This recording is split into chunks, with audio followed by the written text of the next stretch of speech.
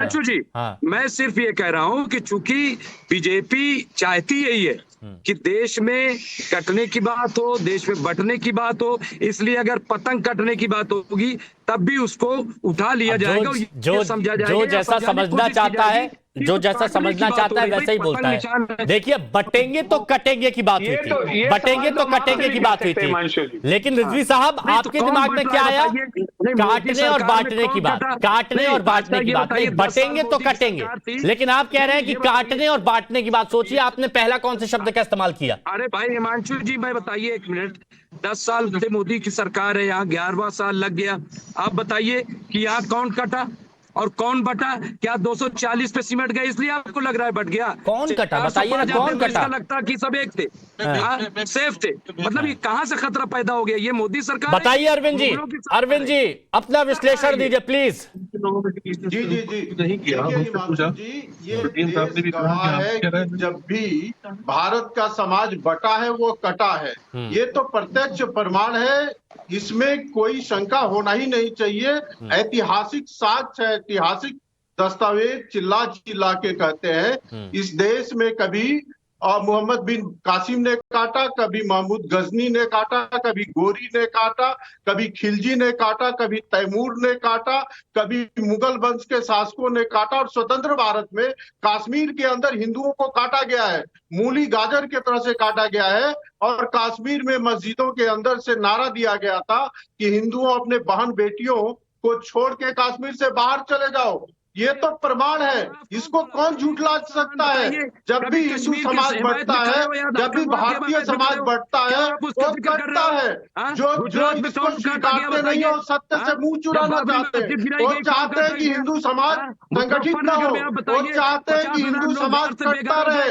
और एक बात और मैं जोड़ना चाहता हूँ, रिजवी साहब नहीं है, अरविंद जी ने कुछ इतिहास याद दिला दिया तो आप तो अचानक से एकदम आक्रोशित हो। सुन तो लीजिए, आपको वक्त दूंगा, मैं आपको वक्त दूंगा, बोलिएगा। अरे भाई सवाल ये कि आज किसकी सरकार है? आप किस दौर की बात कर रहे हो? अरे आज किसकी? अब आप आज की सरकार पर आ गए, अब आप वर्तमान की सरकार पर आ गए।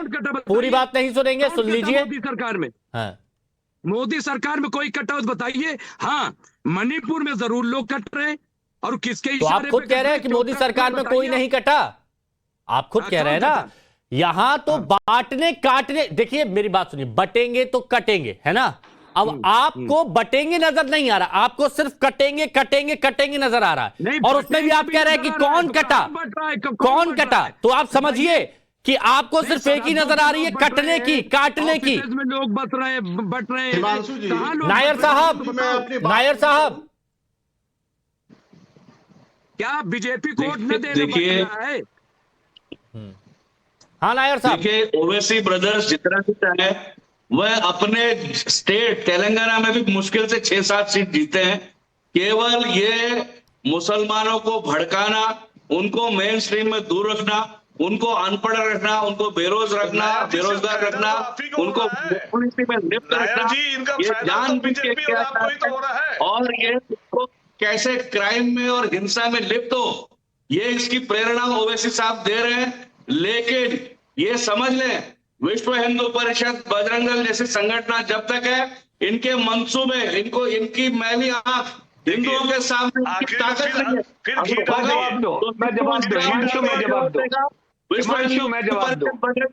इनका मुंह दबा। नायर साहब आपका नेटवर्क शायद वीक हो रहा है। नायर साहब आपका नेटवर्क जो मुजफ्फरपुर में देखना पड़ा। नायर साहब आपका नेटवर्क थोड़ा सा वीक हो रहा है, दोबारा से कनेक्ट करते हैं ताकि आपको बेरोक तो बोलने दिया जाए। बोलिए शर्मा जी। मैं कह रहा हूँ ये पूरी, देखिए ये घी डाल रहा है, ये आग में घी डालने का मैं नायर साहब हाँ। और ये जो इसका जो दानिश जी के जो स्टेटमेंट से, ओवैसी के स्टेटमेंट से जो बेनिफिट हो रहा है वो धनंजय जी को हो रहा है, मतलब बीजेपी को हो रहा है। तो आखिर देखिए, हम लोग तो लॉ में भी बड़ा क्लियर होता है कि यदि कोई मर्डर के पीछे उसकी इंटेंशन मोटिव बहुत इंपॉर्टेंट है। और इनकी जो प्री प्लान केमिस्ट्री ऐसी फिजिक्स केमिस्ट्री मैथ है कि आखिर ये बटेंगे कटेंगे से स्टार्ट हुआ और ये देखिए पतंग तक आ गया। तो ये साफ सुथरा है कि ये सिर्फ चुनावी जो स्टंट है आप देखना ये दोनों एक ही थाली के चट्टे बट्टे हैं, और ये हम पे जो एलिगेशन लगा रहे हैं नहीं तो, लेकिन ये तो आए थे ना महायुति के पास, महायुति के पास आए थे ना।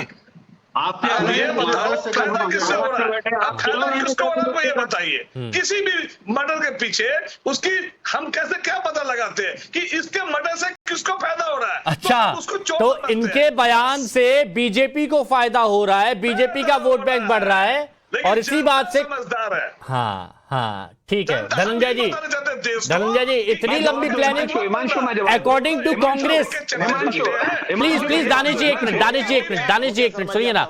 मतलब कांग्रेस के अकॉर्डिंग इतनी लंबी प्लानिंग कर रखी है आप लोगों ने? देखिए, कुल्हाड़ी में लकड़ी का हिस्सा न होता तो जंगल के कटने का किस्सा न होता। अगर ये कांग्रेस पार्टी जैसी कुकर्म नहीं जो करती तो ये देश धर्म के आधार पर नहीं बढ़ता, और ऐसे लोगों को मौका नहीं मिलता। संविधान के ऊपर इन लोगों ने लगातार सहबान। भाई साहब आप बोल रहे थे, मैं बीच में नहीं बोला, आपकी बात को सुन लिया। ये पप्पू छाप बात आपकी सुन ली मैंने, आपकी बात सुन ली।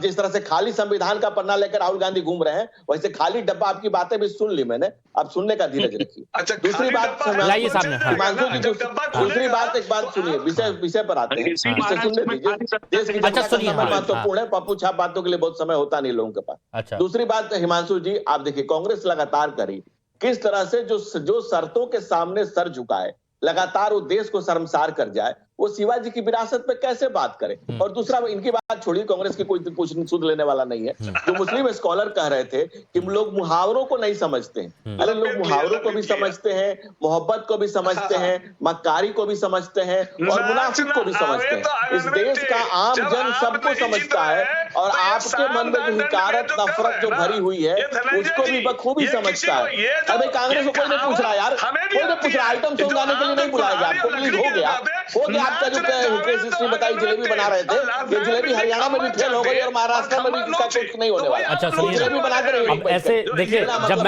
मैं दोपहर की ये डिबेट करता हूं तो मेरी मंशा, मेरी कोशिश यही रहती है कि सबकी आवाज स्पष्ट जाए, दर्शकों तक जाए, और एक एक करके प्लीज।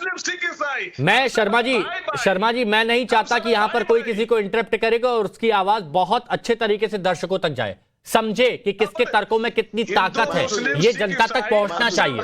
भाई इन्होंने ये नहीं बात शब्द बोला, इन्होंने बोला हिंदू जब बटेगा तो बाकी मुसलमान कटेगा। अरे कैसी बातें करी आपने, ये बिल्कुल नहीं बोला गया।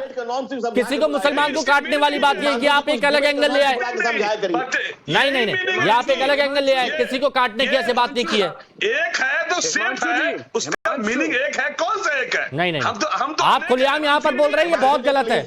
हम अनेक हैं फिर भी एक है, हम अखंड हैं। ये अखंड भारत जिसको कहा जाता है, विभिन्न भाषाओं, विभिन्न मौसम, पाखंड है, तुम्हारे पाखंड है, जिसको देश की जनता जान गई है। ये बंद करो, ये पाखंड है, ये नाटक धर्म के आधार पर देश को बात करके जा रहे हो। अखंड है, और अखंड भारत के टुकड़े कर दिए तुमने। तुम्हारे पाखंड को देश की जनता जान रही है। बंद करो ये पाखंड, ये ड्रामा, ये नाटक के नाम पे जाति बदल गई, धर्म बदल गया, आप आया है गोत्र, अंदाजा लेते कमर में आप दर्जनों पार्टी के घूमे पौत्र, पारे पाखंड कांग्रेस। अच्छा ठीक है प्लीज, अच्छा खंड कर दिया पाखंडी कहीं के। अच्छा नहीं, कोई पाखंडी के पर मत बोलिए ना। ठीक है दानिश जी एक मिनट आ रहा हूँ। हाँ दानिश जी एक बात देखिए, मुझे अपनी बात कहने का मौका दीजिए प्लीज। मैं दूंगा, थोड़ा सा रुक जाइए। देखिए ऐसे बहस शुरू हो जाती है तो वक्त फिर कट जाता है, समझिए मजबूरी। मैं बोला ये जिलेबी घुमा रहे थे राहुल गांधी वाली जो हरियाणा में चली नहीं, मैंने कुछ बोला इनके बीच में? ठीक है, I did not speak in between Hindi. नहीं कोई नहीं, हिंदी बात सुनी, बीच में खूब बोलते हैं आप तो, है ना आदर्शवादी मत बनिए। अच्छा चलिए 10 सेकंड और ले लीजिए प्लीज, 10 सेकंड और ले लीजिए। हाँ हाईजैक कर लिया आपने, बोलिए, बोलिए।